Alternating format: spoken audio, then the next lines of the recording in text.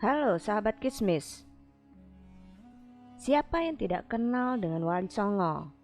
Mereka dikenal seseorang yang gigih menyebarkan ajaran agama Islam pada abad ke-14 di Tanah Jawa.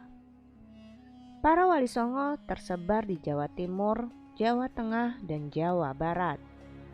Mereka cepat dikenal masyarakat luas karena kerap berdakwah tanpa memaksa harus masuk Islam. Sunan Giri adalah salah satu ulama Wali Songo, majelis penyebar dakwah Islam pertama di Jawa dalam sejarah Indonesia atau Nusantara. Pada abad ke-14 Masehi, seiring munculnya Kesultanan Demak dan menjelang runtuhnya Kerajaan Majapahit. Sunan Giri merupakan putra dari Syekh Maulana Ishaq. Ibunya bernama Dewi Sekardadu, putri Prabu Menak Sembuyu yang tak lain adalah Raja Blambangan. Sunan Giri juga dikenal dengan nama Raden Paku, Muhammad Ainul Yakid, Joko Samudro, dan Sultan Abdul Fakih.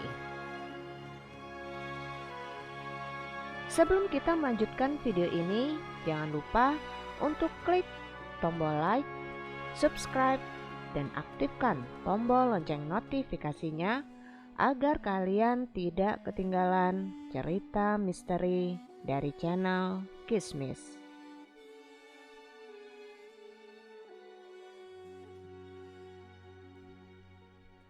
Kisah Sunan Giri sebarkan Islam dengan kesenian. Ada sejarah tersendiri untuk setiap nama yang dimiliki oleh Sunan Giri. Salah satunya asal-usul Joko Samudro. Dikisahkan pada saat masih bayi, Sunan Giri pernah mengalami masa pembuangan oleh kakeknya Prabu Menak Sembuyu. Prabu Menak Sembuyu merasa iri atas keberhasilan menantunya Syekh Maulana Ishaq dalam menyebar agama Islam di Blambangan. Syekh Maulana Ishaq memutuskan untuk kembali ke tempat asalnya, yaitu Aceh, karena keberadaannya terancam. Pada saat itu Sunan Giri masih berada dalam kandungan. Setelah lahir, Prabu Menak Sembuyu melampiaskan keiriannya kepada cucunya sendiri. Ia memasukkan Sunan Giri ke peti lalu membuangnya ke laut.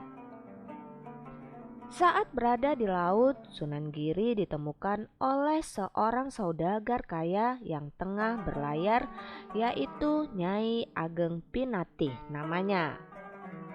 Kemudian ia dijadikan anak angkat. Karena bayinya ditemukan di laut, akhirnya ia diberi nama Joko Samudro oleh Nyai Ageng Pinatih. Pada usia 11 tahun, Sunan Giri diantarkan oleh ibu angkatnya ke sebuah pesantren untuk berguru kepada Sunan Ampel di Ampel Denta, Surabaya.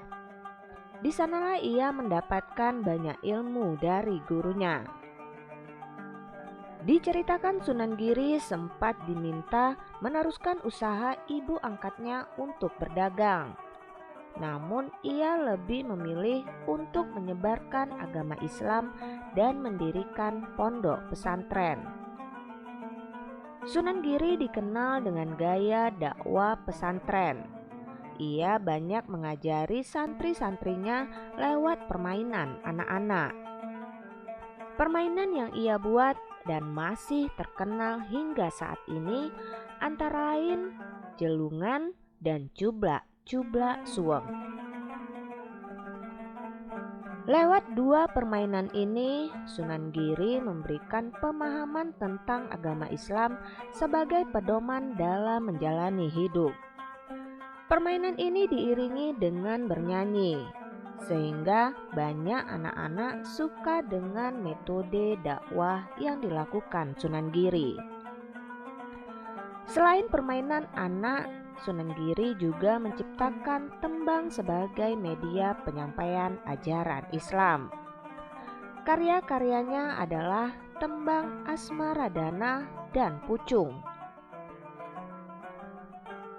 Itulah kisah Sunan Giri dalam menyiarkan Islam di Tanah Jawa.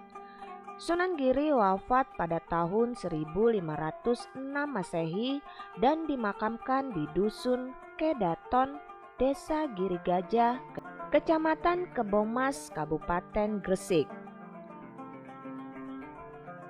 Nah, itulah dia sekilas cerita sejarah mengenai Sunan Giri. Semoga kita bisa belajar banyak dari kisah hidup pemimpin Wali Songo ini.